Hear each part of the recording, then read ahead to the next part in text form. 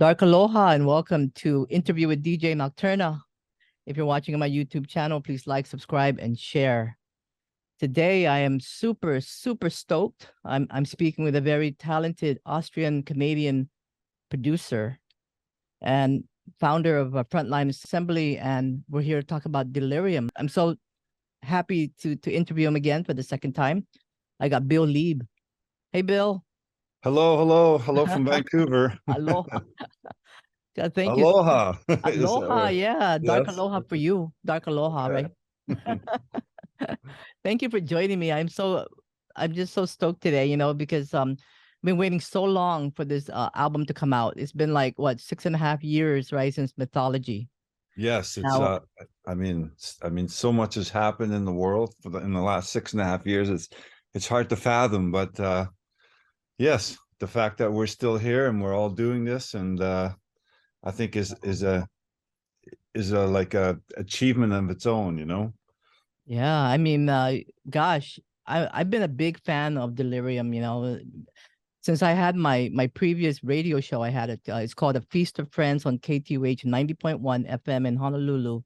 Since I started that show, which was like 17 years ago, it was in the 90s, late 90s. Mm-hmm. I've been playing Delirium. I think I introduced so many people in Hawaii to the music of Delirium, and Conjure One eventually as well, because everybody would call in and would say, "Who is that voice singing?" They would hear these female voices, coming out, and this amazing energy that you bring to the airwaves. And they would say, "What is that I'm hearing? Who is that band?" And I would say, "Oh, that's Delirium." And they would spell it, "Oh, Delirium." I go, "Wait, let me spell it for you. You're gonna spell it wrong if I let you spell it yourself." Because there's nobody that spells Delirium the way that you guys do. Delerium. And then they go, "Oh." Then they start looking it up, So And that the crazy thing about that is it was an honest fluke or mistake, because speaking Austrian first and then having to learn how to speak English when I moved here, and the I guess German language, you spell things the way you say them, and so like I spelled it the way I would have done it in Austria, so but yeah, little did I know that was the wrong spelling, but I just kept it. And now it's a good thing, because when you go on YouTube or you go into any of these other things, there's Delirium spelled the right way, so that differentiates us right away, which now is a really good thing. yeah, I was just thinking that, when you hashtag something and you put, if you were to spell it with the I, it would have been like, everything else will come up. But I'm so glad you guys did it that way, because it becomes so unique and becomes like a trademark, actually, of you guys. You and Rhys Fulber, who's also part of Delirium. Yes. And gosh, I wanted to talk to you a little bit about how your early days, when you were growing up, and how did you get into music? I'm sure many people want to know, how did Bill get into music? Well, I mean, Austria, is always been known as like a sort of Vienna, a music capital of the world, even, through the 17th, 18th century. You go back to Mozart and all that stuff. And anyways, I was born and raised in Vienna, and I grew up in a convent, and it was a very religious experience. And so there we were part of the boys' choir, and then as part of the we had to all learn how to play an instrument. So they put a violin in my hand when at a very young age, and we had to play whether we wanted to or not. And so all that in itself sort of encompassed me for sort of a huge musical background as time went on, so having to learn then how to sing in key and melodies and the whole religious hymns and so forth. So it kind of it stuck with me, and so that was part of my background. So if a violin is your first instrument, would that be your first instrument that you learned? Yeah, when I was young, I mean, I didn't keep it up, but yeah, we all had to pick an instrument. And besides the boys' choir, like singing all the time, and at the church or wherever, or after school, because at the convent, you're confined to this place all week, so it yeah, so like it's kind of like a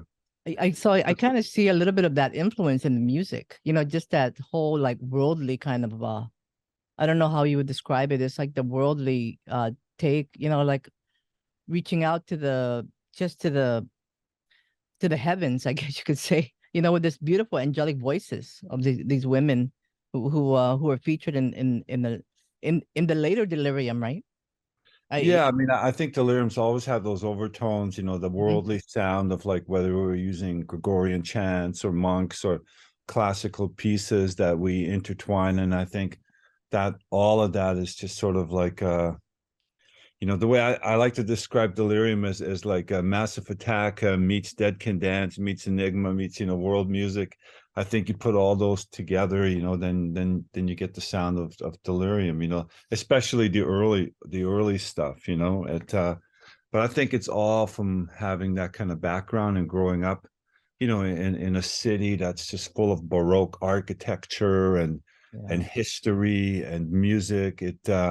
It's just part of who you are, so I think that's all. It all had to come out in one way, and Delirium was definitely the way.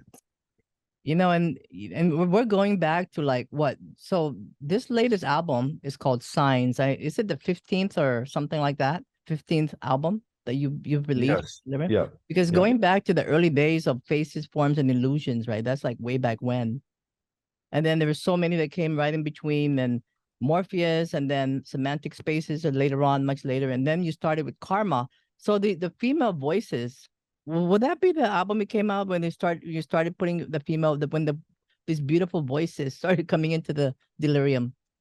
Well, I think Delirium's had two sort of stages, like the very early the very early stuff, was like even, when I was just leaving Skinny Puppy and started Frontline, I wanted to do like an ambient project. So I started Faces and Forms, just in my bedroom, with no big expectations, and it came out on a Berlin label called Dossier Records, and it was just a small side project for me, and I guess I just kept it going. And then but by the time all of a sudden we got to Semantic Spaces, and our other band was on Roadrunner, and I knew all the people at Network, and so when we got Christy Thirsk, Yeah. who was on with the Rose Chronicles and was on Network Records. I think they just won the Juno for Best New Artist of the Year. Yeah.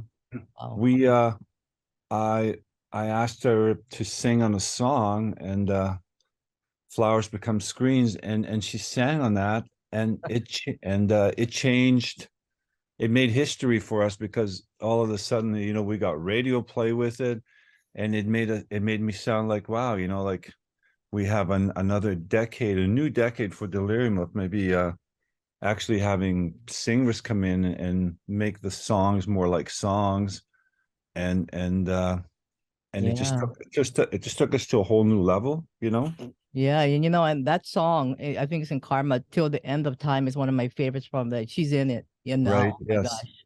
I think I play that over, I think it was overplayed on my show at one point, because it was just one of my favorites during that period, that whole time. I mean, there's so many. Silence, of course, with Sarah McLachlan, which was like, I mean, it was out there in the radio. I mean, it just Delirium is one of your most massive project, right?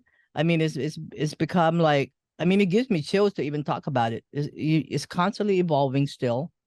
Um, Well, there was so many when we got onto Network Records, and we started using, Christy and Sarah and others. It just opened that door so wide. But then, at the same time, um, you know, uh, the whole DJ Tiesto mm-hmm, mm-hmm, and the whole trance world, yeah, Silence became like the number one song in the world on the trance dance floor and went gold everywhere. And yeah, it kind of brought a whole nother side, and like to people that would normally not even listen to us, but that whole world was so big, and it just kind of, so we got the best of both worlds, the dance world of trance, and then also like just sort of our regular fans, and we know, who knew it would expand to all this worldwide, from just an 8-track in the bedroom sitting there,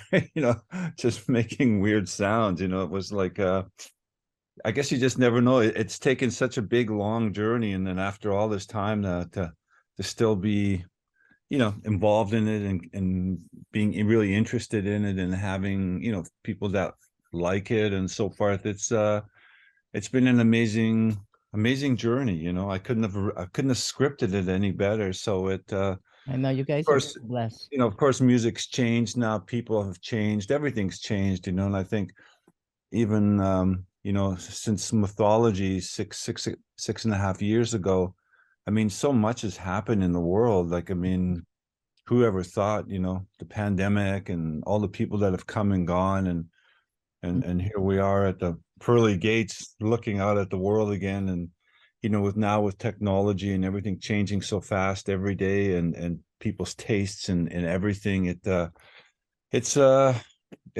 definitely a lot to think about, and a lot to, when you're being creative, to sort of encapsulate it all and put all your emotions into it, and still feel like, are people still listening? And so, yeah, it's been an incredible journey. Yeah.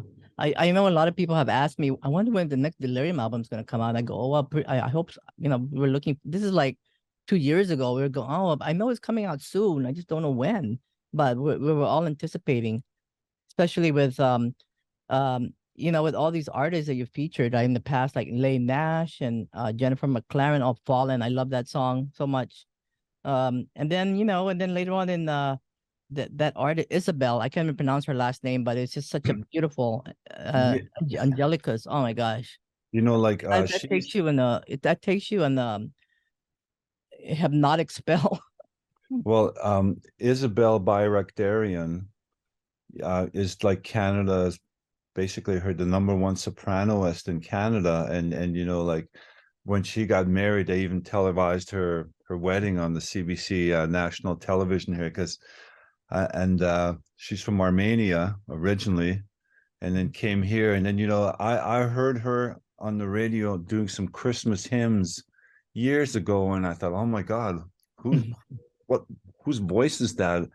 And I made Network Records chase her down, and she's like she's a real diva, and she graciously, we flew her to Vancouver to record her, and then her video was shot in this cold, dark warehouse in Toronto, but professionally in the whole thing. And she was such a gamer, with the whole thing. And yeah, I mean, I think the song has millions of hits, and yeah, that was just another one of those. I think now, could that ever happen again? I don't know. I still hear her on the classical. And she invited us to they did a Bach Requiem here thing, and she invited me and had great seats for it. And her husband's also quite a really well-known classical composer, so that was a whole story within itself. And could it ever happen again? I don't know, but I don't think so. But I mean, I guess that's the kind of journey Delerium's taken, as far as working with different singers and so forth. Yeah, one of my favorites in mythology is Zero with Phildel. Oh my gosh. Such a beautiful. Yeah. I think I played it over and over again. It's just so beautiful. Another project that you guys do, which I really love, is Foliage. Foliage. Oh God. Yeah. Yeah, like, I mean, that was, the whole thing was done. I struck up a really good relationship with Leigh Nash from Sixpence None the Richer, and we really hit it off.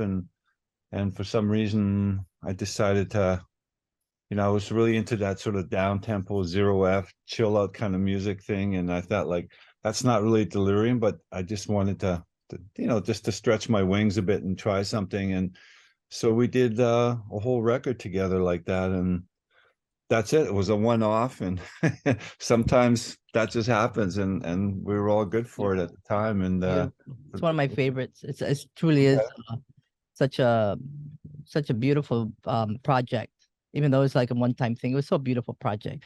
So 6.5 years later, now we have Signs coming out of Metropolis Records, and a big shout out to Ethan Marolis, who gives me all this wonderful music from Metropolis Records. Yeah, thank you so much. And yeah, so Signs. So tell us about that. Now, what is the theme? Is there a particular theme around that particular new album? Well, I think it's a lot to do with just I think love and just the world atmosphere and austerity of you know the tranquilness of all our soul searching kind of Yeah. ambiance that we sort of like after the pandemic and after all the sort of paranoia and anxiety in the world from people wearing masks and the whole thing. It's just like I think we were just kind of feeling something about you know bringing like peace and calm and love and dexterity back into our little fold of music. And I think Delerium was always like it's like a really good tool for that when you read a lot of the Mhm. lyrics, because like all the lyrics on the album were written by the female artists. And I Oh yeah, think yeah. women have a different sort of take than men on emotions and stuff like that. And so I think it's it always kind of works really well that me and Rhys write the music, and then we just give the songs to people that we think that would fit and bring their soul forth. And I think people like Mimi Page,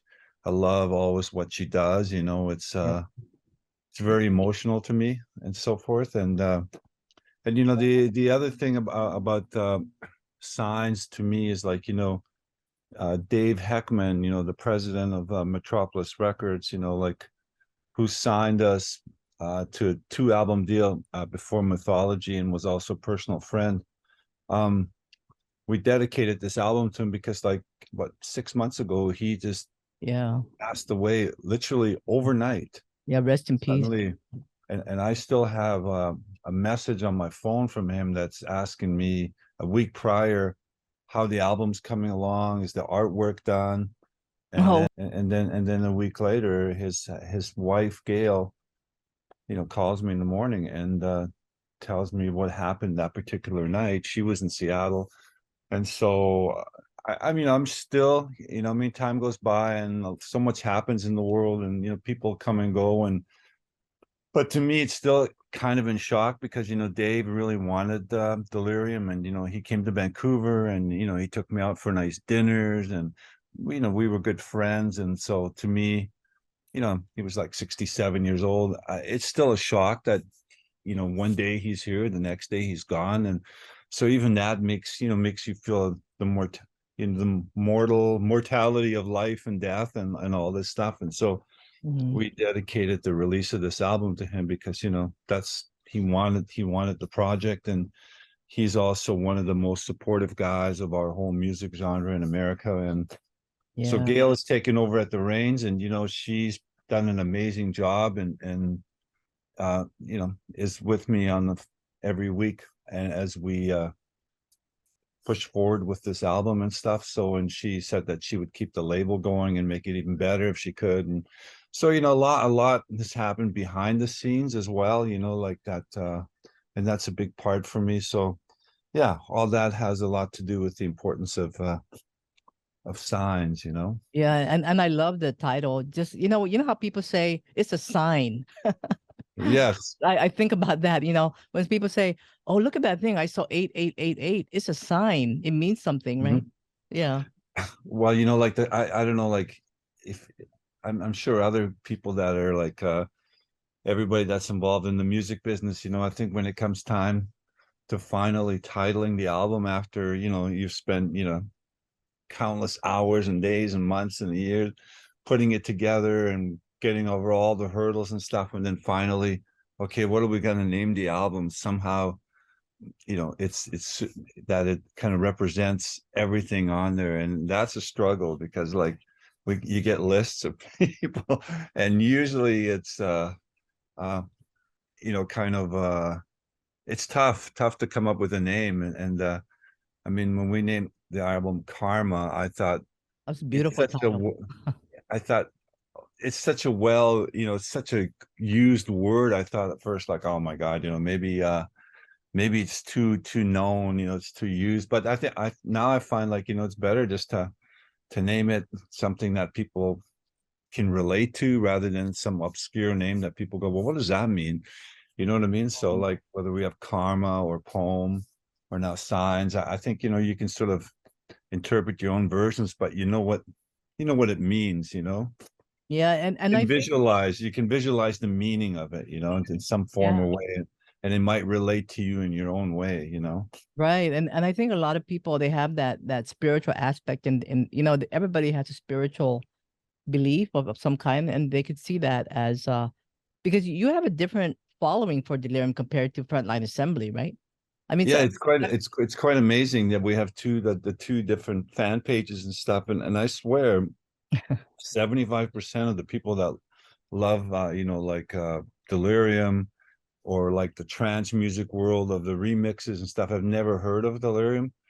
I mean, a Frontline, and I kind of like that because it's just sort of it's a totally different world, and kind of keeps it more interesting. Of course, we have people that cross between both and love both, but yeah, it's plus it gives us a much wider range and spectrum in the world and new audience and more people to bring in. So I think it's super cool in that way. yeah, and we have there's other DJs here. My buddies here, DJ Datmon, who's a big fan of Frontline Assembly, and DJ Denor. I mean, they'll be very happy to listen to this interview. I mean, I think everybody just loves your music all over the world, wherever you may be, or even coming from Hawaii, we're like how many so far away from everybody else in the middle of the Pacific, you know. Mm-hmm. It's always so beautiful to have to bring to have this music, like all this beautiful music. Yeah, the crazy thing, I've one of these days I will get to. I've never been to Hawaii. Oh It's always yeah. like I see the movies and this, and I know it's always a big destination. And whenever they give away trips, it's like You gotta come here. I Seriously, know, you and Rhys. and it I looks mean, beautiful. you And know, and I heard you don't have any snakes there, right? no, no, we And don't, and thank that God. to me is huge because a lot of tropical places have Oh yeah. snakes. Well, I don't like those, but so one of well, these you know days what? I hope we can get there. Well, sometimes a snake would get on the plane because it would come from Guam because Hmm. Guam has these little rubber snakes. Right. And, they're not.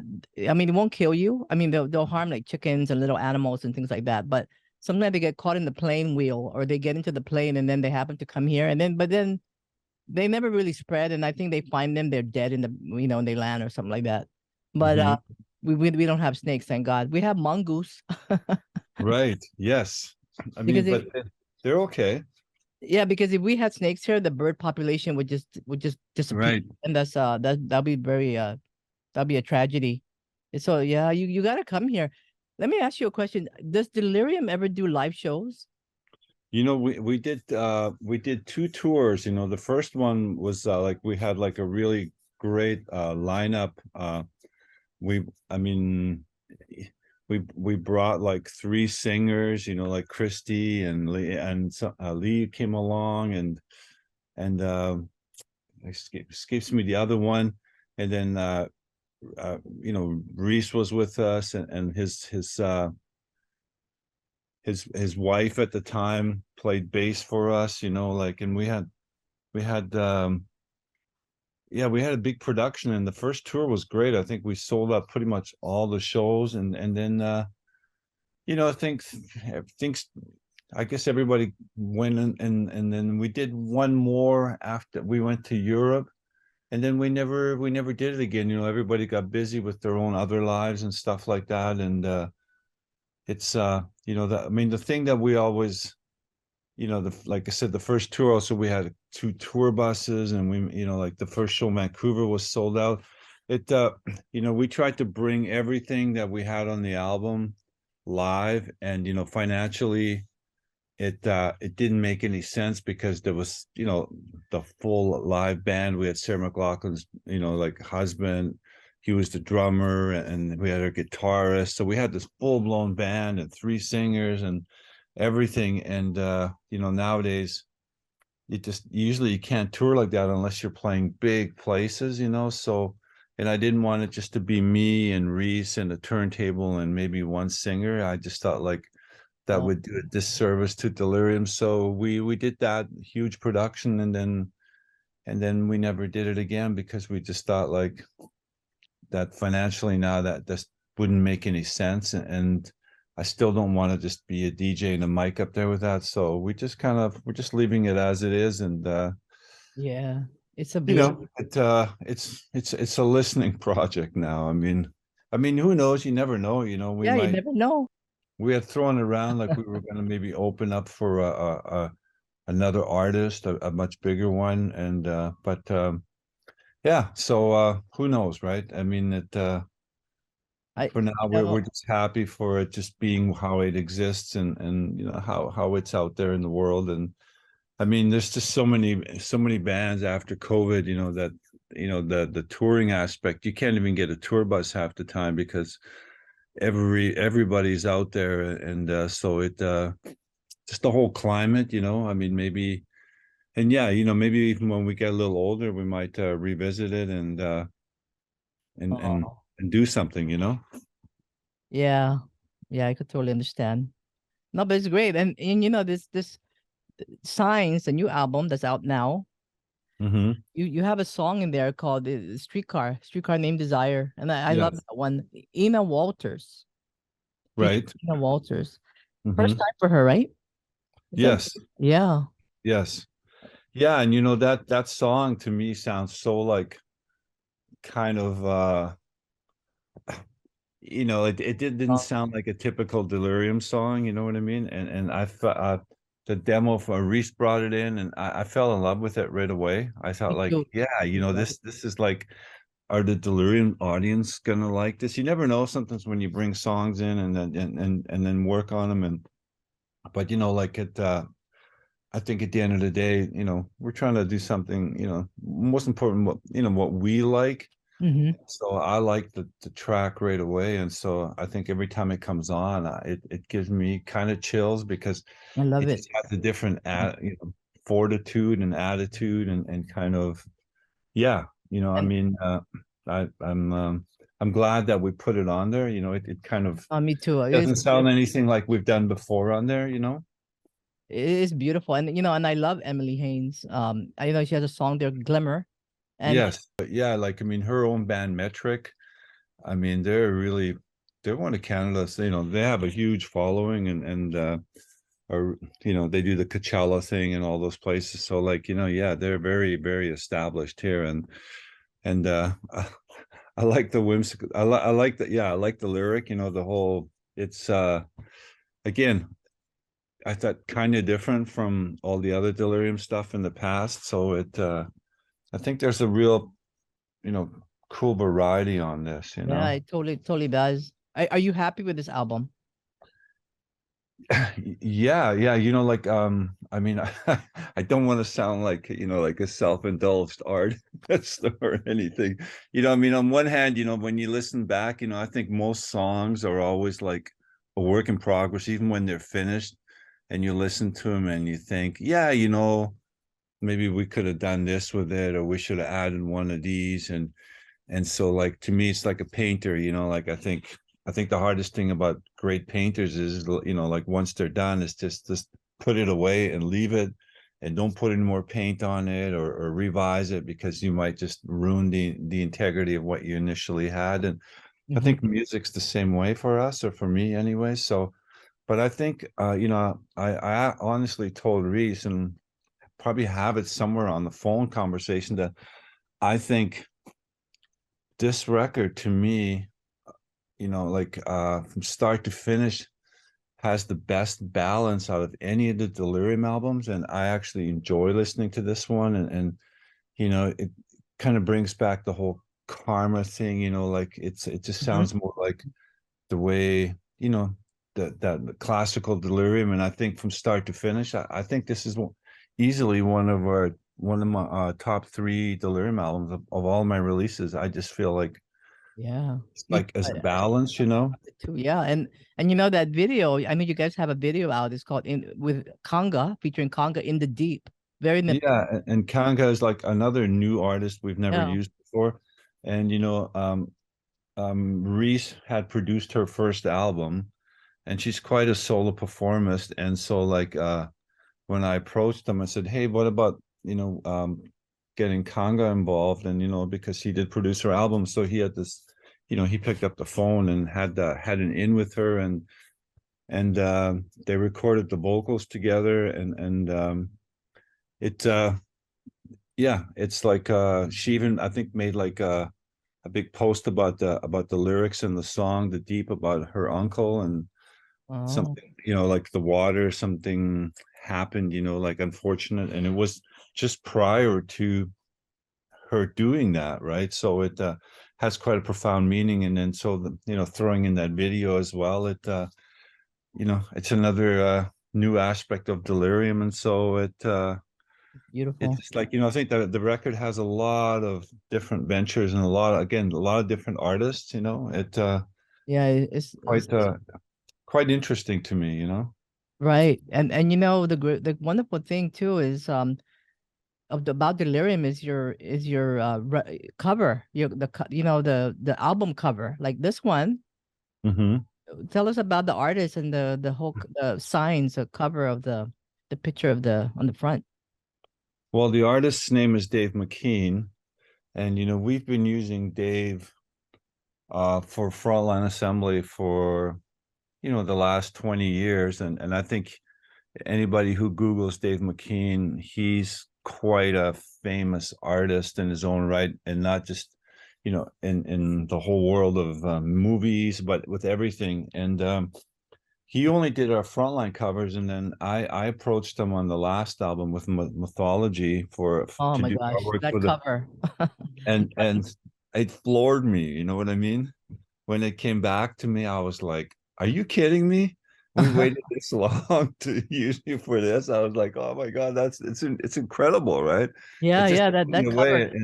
And he got it, like I thought, because to me the title Mythology, I know, can great title. conjure so many different things, and like, so when he came back to me at that, I was like, I was blown away. I was like, this is like perfect, right? And to get that kind of residual feeling and meaning at the end. So it was a no-brainer when we came back this time, and I said, Dave, we need another cover for a new album, and can you make the same impact as you did with Mythology, like a tall order? And I know that mythology cover is just, it blows me away. I mean, yeah, even the way that the name of the song, the name mythology, the way it's spelled, it's just like so yes, right. so unique. I mean, if and you and Google that, you'll only find that. It's well, so, like, I'm a big fan and collect, like, of old, I like old art, like old masters. And mhm. whenever I go on tour with Frontline, like, rather than sitting around hotel rooms, I make a point of always trying to find the local art galleries or main ones. And so I've been doing that for 30 years, and I collect the books from each one I go to. So, whether, I mean, whether I've been to Russia like 4 times and have gone and seen all their museums, to like just every place in the world. So I've seen a lot just by making a point of doing that, and so, because the art inspires me, and like a lot of it is based on mythology. So Yeah. it's that's where I got the title from. And so, yeah, so when Dave came up with Signs, I think he gave us two other ideas, and then we were actually on tour last year when he flew this at us. And as soon as I saw it with Rhys, we were like, yes, this is definitely this is a keeper. Let's go Yeah, with that, definitely. Is there how do you relax? I mean, I just wonder because you guys have been so busy with things. Is there places your favorite places you like to go to relax?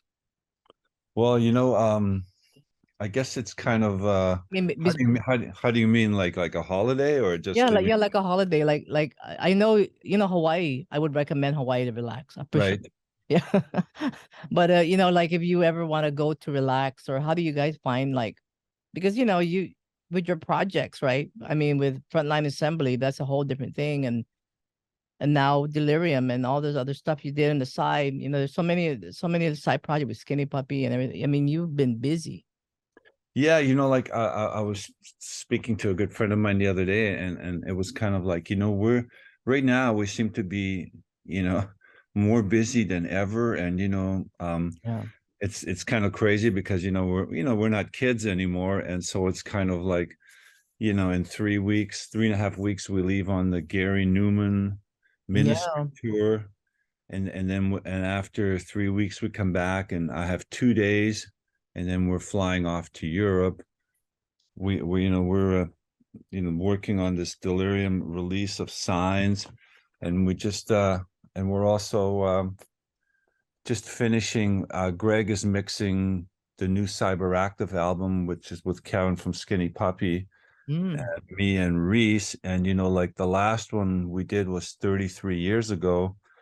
And Skinny Puppy are on tour in America the same time we are with Gary Newman and Ministry. So we were talking about that, saying like, what are the odds of like 33 years later, we Yeah. would be all doing this and doing the second album Well, together, but you know what? You know what, like, Bill? It's a sign. you see what I mean? And that's why, like, hence the title, it's just like, so yeah, I don't know, I mean, back to your question, as far as relaxing goes, it's kind of, when I go on tour, I do, like I said, like, I try to take advantage of when we're in a big city, if I'm in New York, I want to go to the Met. I don't want to sit at the hotel. I don't want to hang out at the venue. So like I try to sort of try to make it a kind of a holiday, and take everything in that's around me and that's in front of me every day. And so that, by the time I come back, I feel like I've always seen a lot of the world again and seen what's out there. And then I can just sit here in Vancouver and just do nothing for a little while. But it's funny, like you having said that, I don't know, but I don't believe in bucket lists, but honestly, in my entire life, I have never taken a week or two off and packed my sunscreen and gone to somewhere tropical and just sat there and watched the waves come in. I've never done that, so I guess I need to do that before I'm dead, because Yeah, I'm running out of time, that sounds like Hawaii. Yeah, like, but Or again, one of the tropical. but with Hawaii, which is the best? Do you go to Maui? Do you go to, like, which Oh, is the best? you can go to Maui really easily from Oahu. I live in Honolulu, which is the island of Right, Oahu. right. And you can go to Maui, the Big Island, anywhere like Hawaii. Which It's is the just best? like Which one has the uh, best beach, the whitest oh, sand? Like, I don't know. where's that? There's so many good beaches here. I like Maui a lot. Yeah, Even here is good. We have the North Shore. and We're surrounded by water. So what's the best time of year for weather? anytime is the best. I mean, we it's not very cold here and it's not very hot, so we have the perfect weather. To be honest, in my opinion, I'm being biased, but that's Right. that's how I feel. Other places they have this chill, like really hard winters and really Hmm. hot summers. We never go through that. We're always in the middle of everything, and um yeah, we got. I'm very grateful to live in Hawaii. I mean, the one sort of place, it's kind of like, we went to Mexico City and we did a concert there a couple of years ago. And I was there for 4 or 5 days, and then we went to Guadalajara, and I, I did feel really different, there with the climate and the people, and the whole architecture thing, and the traffic was insane. I really felt in a different place compared to, I'm used to being in America or Europe or wherever I go, but I found that place kind of, and then and you saw a lot of tourists and stuff, and I mean, I haven't even been to Mexico Beach though. We were always in the city, So Yeah. one more thing to maybe do, maybe next year we're kind of busy this year, like we're already, yeah, the whole year. So it's but at the same time, you don't want to. I guess you guess you slow down when you slow down. I mean, we all feel Yeah, like, I mean, we all need right, like a vacation, like time to just yeah. relax and just not do anything. Because I'm sure you guys been, like I said, you've been so busy. Hmm. I don't even know if you ever had a day job. I think this is like, I mean, you guys are living your dream. Well, that's the funny you say the day job thing. I think officially the last job Rhys has, he worked at Starbucks, Oh my like, God. forgot, like he was 16 or 17, and that was like, like at least I guess 35 years ago, maybe just a little more. And so when he was working there, it was in the same street where I lived. So after every day at work, he would bring me, you know, coffee or beans to my place, and then we would jam out on the first two Frontline albums, or what have you, you know, and just went from there. But we I think we said in an interview then, like, our main goal in life was never to have real jobs. That was our goal, and I think we kind of got there, you know. I know you have. I mean, some people can only imagine. You know, they've never really fulfilled that because they have fear.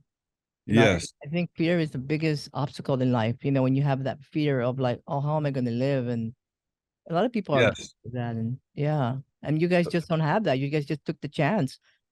Yeah, you know, it's kind of it was a bizarre journey, me and him took, because, you know, we didn't go down the, you know, like, you know, get a band, get a major label deal, you know, start touring and hope that you know, that somehow you succeed. You know, we just kind of did everything on our own. You know, it was kind of you know, we made our own cassettes. You know, we went, I don't know, it was just, we did it very independently from day one, and wore a lot of different coats, because, you know, one minute we'd be doing this kind of project, and then that one, and then, you know, then of course Rhys had a, you know, has a big career also as a producer, you know, with all the other kind of bands he does, and so forth, you know, and even his Conjure One, you know, did a Yeah. song with Sinead O'Connor, and Mhm. all this kind of stuff. So, like, I think when we look back at our whole body work in the last 35, 40 years, you know, it's been it's quite humbling, like, what we've done and where we've gone, and I think the reason we've done, you know, we've been able to do it like that is because we've just always done a lot of different things and not just one thing. And I think that's a big part of just keeping it going, especially nowadays. You know, now you have to, you know, with social media and stuff like that, I think people have to find so many different ways to keep relevant, to keep themselves going, you know, and stuff. So we've worn a lot of different hats and done a lot of different musics and projects, and Mhm. looking back now, it was probably, as naive as it sounds, it was the right way to do everything for us anyways, you know. Yeah. I mean, you guys are you're so inspirational. I'm sure many musicians out there and you know people, listeners and fans. Do you have any words of wisdom that you wanna share with them to for people that they want to do music and they're just afraid to take that chance? Well, yeah, I guess it's different for everybody and every artist, you know, as far as how you want to get there. I mean, I think the platform's so different, you know, with social media and stuff like that. But I think at the end of the day, the most important thing is just like, you know, like you know, you have to really want to do it, and you're willing to do whatever it takes to, you know, to be an artist, and be creative. And, you know, like I said, we didn't worry about not having, you know, the big deals, the big money, the stuff. We just went out on our own, and just did it ourselves. And I think that's, you just kind of gotta believe in yourself, and be Mhm. creative, and find ways to get yourself out there, you know, whether it's in a van or whatever. I mean, the first Skinny Puppy tour was a van and a bench in the back, and, you know, off we went, and we Mhm. didn't know if anybody was going to show up, and people started showing up in droves on our first tour, you know. So it was kind of like, and we released our first limited cassette in Vancouver at a local clothing store. So, you know, as humble as it is, and I guess you got to find your own niche. But I think the main thing is that you got to really just like what it is that you know, you're trying to do. Like, if you're really into, like, doing your music and being creative, then that's got to be enough. And then hopefully you can get to the next step, you know. I think Absolutely. everybody's got a different journey and the path, you know. It's just like, I mean, I find when, you know, they have all those reality shows, I think, you know, whether, you know, American Idol and all these things, and it's kind of like, I think that is kind of detrimental, you know, when somebody comes up there and thinks they're amazing and they sing and they can't sing, and then they're crushed after, you know. I think that's the wrong concept, you know. I think you got to sort of, you Absolutely. got to do it yourself and find ways to get out there and Yeah, you I know. totally agree. And you know, you're one of the most humblest artists. I mean, you're such a humble person. You have such kind you have such a kind heart, honestly. Um, so I think you know, you're given that blessing because of that. You know, I think you and Rhys just two of the wonderful most wonderful people out there in the music world, you know, and doing this project is just brought so many people together. It really does. It really, you bring people together with your music. People that love Delirium, it becomes a topic of discussion in parties and everything, you know. It really does. Um Well, yeah, I mean, you know, like I'm always surprised, you know, whenever I drop the name, or like as soon as I'll say somebody like, yeah, you heard a song called Silence, and people just go like, oh yeah, you know, like it, you know. And I'm talking about people that don't really always listen to music or in the groove, or in, you know, like it's just like, yeah, I mean, I guess at the end of the day, if music can bring you together and be a discussion point, and you know, it I think you're kind of doing it. You know, I find, to me, music, and the crazy thing is, you know, me and Rhys, I'm still a, you know, I listen to music every day, you know, when the radio's on, whether it's classical, whatever it is, it's like, I just find like I can't live without it, you know. So it's it you know, I think the world needs music, you know, after it's all said and done. And so like oh yeah, yeah, absolutely. and I think a lot of people, you know, after COVID and the shutdown of the world, I think people really,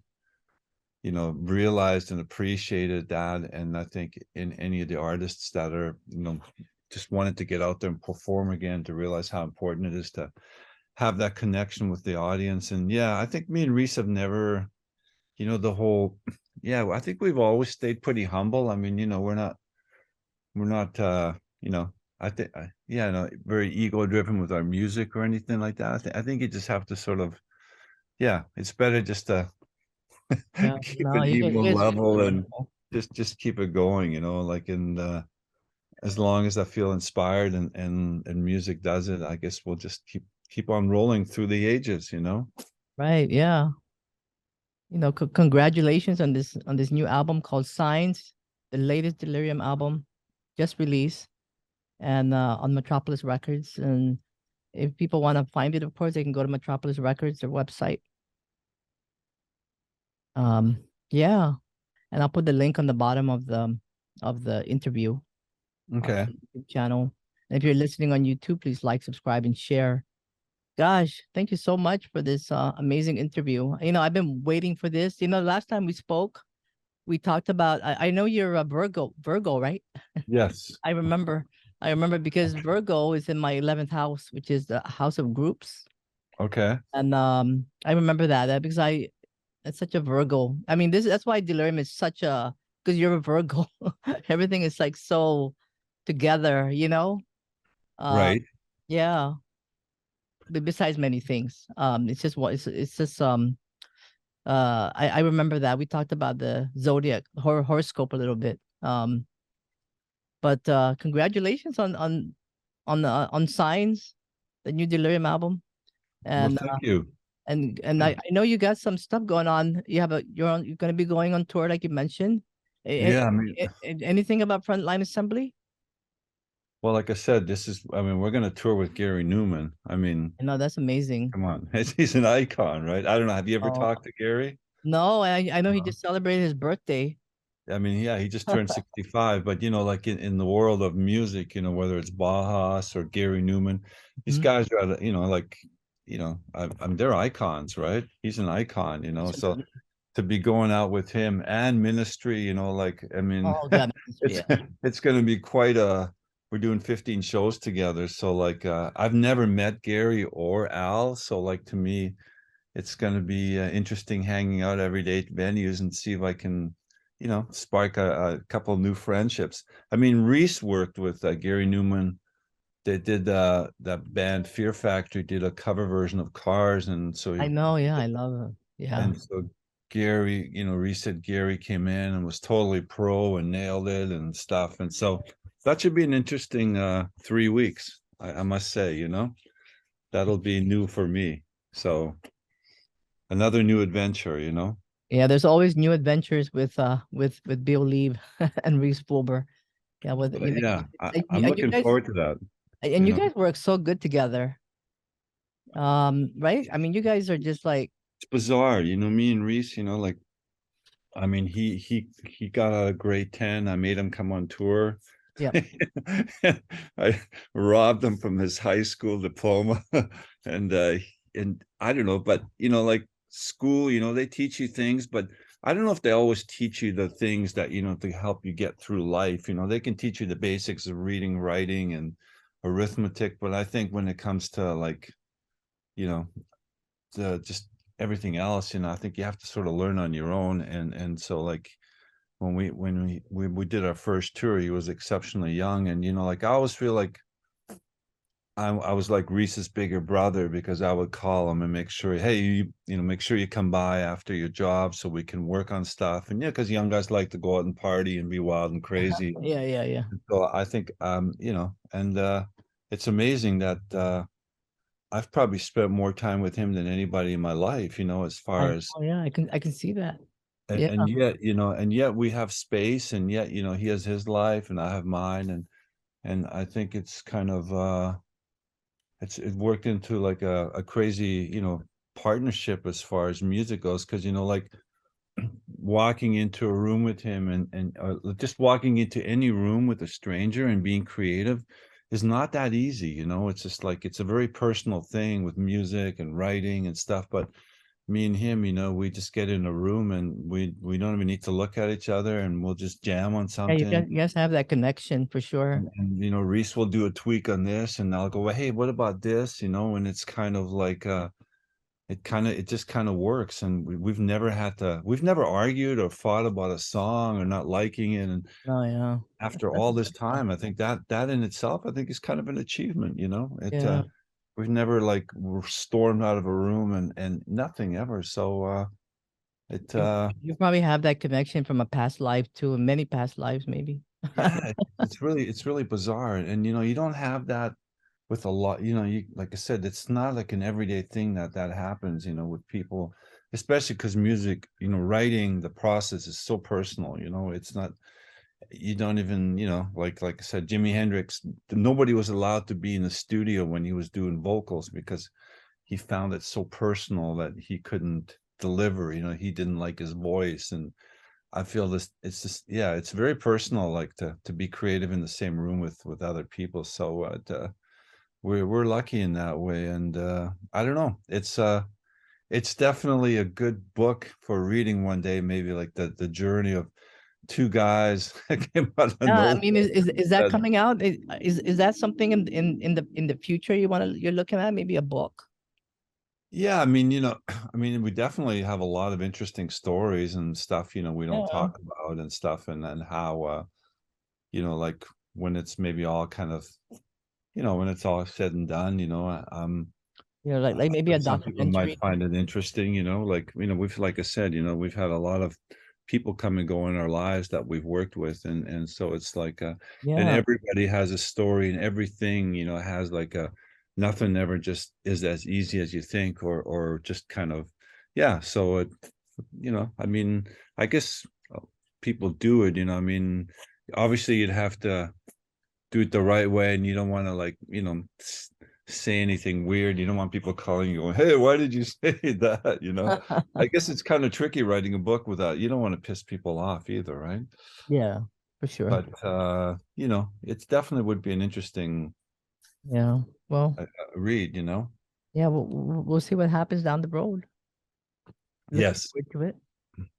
We're always looking forward to the next Delerium again, and as always, and I hope it continues on and on and on. Yeah, I mean, like this one's, like I said, this one's only been out for, came out on March the 10th, so it's only been out for what, 2 weeks. And now, so I think we're definitely going to, What's that? It's a wonderful album. I love every, you know, even the astronomer. Getting a lot of great feedback, from our main fans, just I think it's, Yeah. like I think it's one of those albums that people that have responded to me that have said like it's on their heavy rotation. It's like, a lot of albums get a lot of hype, but then when you ask people about four of the songs on there, they can't tell you the names of them or anything. But I find this kind of record, people like to listen to it at home, whether it's in the background or whatever it Oh is, yeah, yeah. When you're and to cooking, me, anything. Yeah. yeah, so to me, those are the more important albums, the ones that actually get played. And I find like this album, that's what I think is great about it from top to finish. It's kind of like it has a nice vibe from one end to the other, and Yeah, it's and nice I have to say, when I listen to Delirium, Mhm. I feel like it's also very healing. It's very spiritually healing. You know, Well, just that's Mimi's songs, like that. Yeah, like they are very spiritual healing. And there's one label that did release mythology like that about spiritual healing. And you're right. yeah, That's that's what I why. feel. You know, that's why I listen to it. Like, it's a good song to relax, just Mhm. if you want to relax, you want to just it's healing. It takes you deep.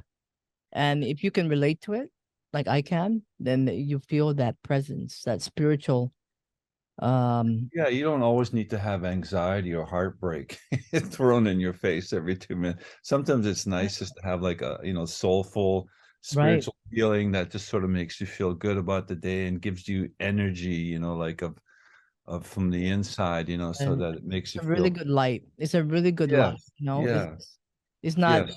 it has a it's mystery, of course, which is kind of mysterious in a way, but that's Mhm. the beauty of Delirium. And it's And so hard it's so hard to put into words, but I mean that's how I feel about when I listen to Delirium. I feel like I'm healing in many ways. Because we're all yeah, healing, right? We're all constantly changing and evolving, and I think you become a very big part of my spiritual growth. well, Uh, thank you. And I and feel the same many way when Mimi's songs came back. I felt that right away, because she's that kind of she's a very holistic type person, and stuff. yeah. Oh yeah, And, yeah. and I And think we're she's gonna do she's a in few there. more. We're probably gonna do a few more, videos from. Like I said, it's early on. The album's only been out for 2 weeks, and I guess the song "Deep" is just, the video is just starting to circulate and stuff. So, but I think we're gonna definitely do a few more. And Gail's very supportive and loves the record, and so we'll see after Which, 6 months what do kind you of have a journey. song? Do you have a What's song that? that you're gonna do? Is there a song where you're gonna do a video? Which songs? Well, we're definitely going to do one for Coast to Coast with Phildel, Mm-hmm. and Okay. then one, and then probably one with Mimi. Oh, the song Absolution. Great.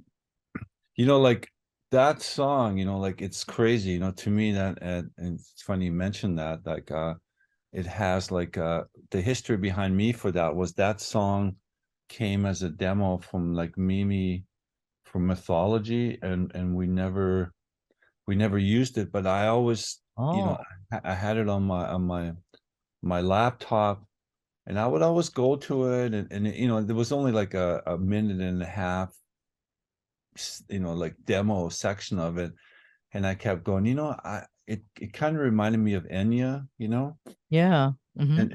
and I thought like I really liked the track, and so I never gave up on it and never forgot about it. So when this album came along, I made a point of telling to Mimi, like this, obviously it wasn't a finished song or anything. I said, can we, I'd like to work on this song and bring this in, because it reminds me of Enya, like her classic kind of Lord of the Rings kind of music, like, and so we worked on it, and I think it's a great album closer, Mm-hmm. Oh I yeah, mean, it's totally. the last song on the album, and I love the track, and that's what it reminds me of. So I'm glad you mentioned that. And so I kept that in my mind for like 6 years. That 1.5 minute sound. So, anyways, that's that track. So yeah, I don't think that's the one, but I think that we'll be doing. But who knows?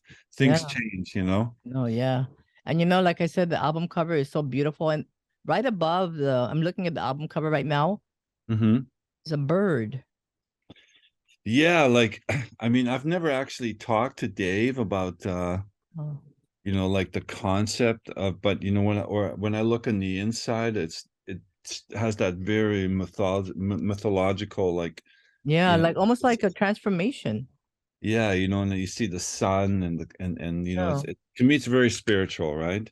The yeah. whole Yeah, everybody can interpret it differently, however they want, yes, however they see it. But yes, to me, I see this phoenix, right, yeah, I like the agree. death, rebirth, like forming, and the Yes. phoenix like transforms into the ashes. You can see the ashes. I mean, that's how I see it.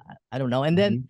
right above where it says sign, there's something in written in some kind of I'm not sure what it Right. says, but it's just I mean it's a mystery, right? We're gonna leave it like that, but it's so beautiful. I mean, he Yeah, did a great I mean, job. I Great think job. it's an amazing follow-up to mythology, right? Oh I yeah, think definitely. Dave's two for two, and the funny thing is like like now that AI has become such a forefront thing, and it's I find it's a little disturbing, like I think Dave does a whole thing about AI and he doesn't use it, and I think a lot of artists, like are worried, like I've even had people message me and go like, oh, you don't need to hire any artists anymore. You can do it all yourself. And now, there's some guy took that famous painting by Vermeer, the girl with the pearl earring, and did like a whole exhibit of 30 or 40 different images of like that of AI. But it's kind of like, is that going to replace? And they do that with voice samples too now.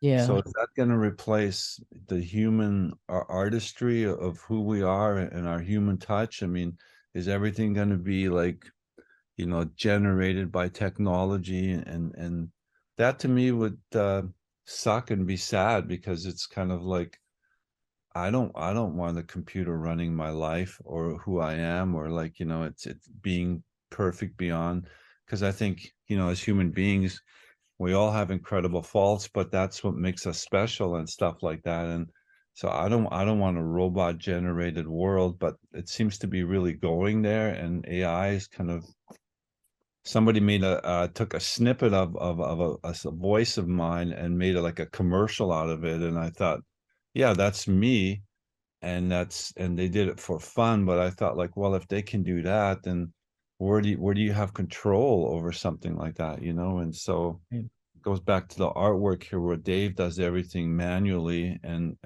I can tell, and I like that, but I don't know if I want an AI generated, like Mm-hmm. artwork, because that's just a computer doing stuff. It doesn't have any connection to me. You know what I mean? I Yeah, like no, I he like did, the I like the human aspect still. So he did a great kind of job. Yeah. scary. Are we going there? Are I you? know there's so many stuff happening in the world now. It's just I'm blown away too, really. I just don't know what to expect anymore sometimes, we just don't know, right? That's why we just gotta enjoy life. And Yeah, but I feel like we're creating things that we don't know what the final result will be, and there's such a rush for it, and there's so much of it now that like sometimes it's hard to undo these things in 10 years from now, like we're gonna right. create things that we go, oh, we never should have done this, or we never should have done that. But so I don't know, I mean, I'm okay with people going to Mars because I know they won't be able to come back, but that's their own choice, like it, but Yeah. but that, how harmful can that be, right? Yeah. But At the point of but no there's, return. yeah, and music's the same way, like, are we going to be able just to, like, you're going to talk into a computer and it's going to create music for you, are you going to be happy with that? Is there going to be no human story behind it? Is there going to be, you just want something to be something, it's like, it's I guess we're entering a new phase on everything, so, but Yeah. that's a whole nother discussion anyways. Wow. Yeah, now you got me thinking about a lot of things. Yeah, I totally agree with you. Yeah. I mean, it's good to be original, and to do your own work and be creative. And when something starts taking over, then that's not being creative, It's Well, I mean, look at it this way. What would you rather have? Like, would you rather have Yo-Yo Man like sitting in front of you in a concert playing his cello, Yes. and you watching him and hearing maybe there's a slight imperfection to a string or a Mhm. note, but Yeah. every time he performs it's different, because you're human and you're timing. Or do you want like a computer sitting there with a cello in front of him, just a robot playing this thing over and over, like perfect? It's like, Yeah. that's what we're looking at. And like, I don't want to see the robot. I couldn't care less. I mean, I know. like, Yeah. I'm like I'm with you. know what I I mean?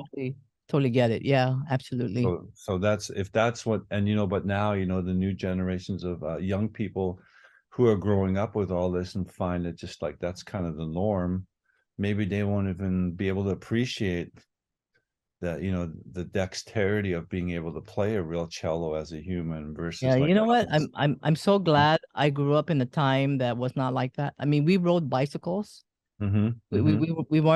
We were not constantly on our cell phone. Mm-hmm. I played in the yard, things like that. Mm-hmm. So I'm so grateful that I come from that period, and it's so different. Yeah, you're right. It's a totally different world now. But I'm just glad with the connections I've made in my life, and I really appreciate this interview. And I mean, yeah, because I could be like an AI individual now, and you're talking to a computer. no, I created your new album, and you'll be like, it'd be like, I am Bill Leeb, and I want to talk to you. It's like, I don't know. I still think there's something amazing about a human voice, the frailty and the imperfections of it. I don't want to hear a perfect voice. It's just like, absolutely, yeah.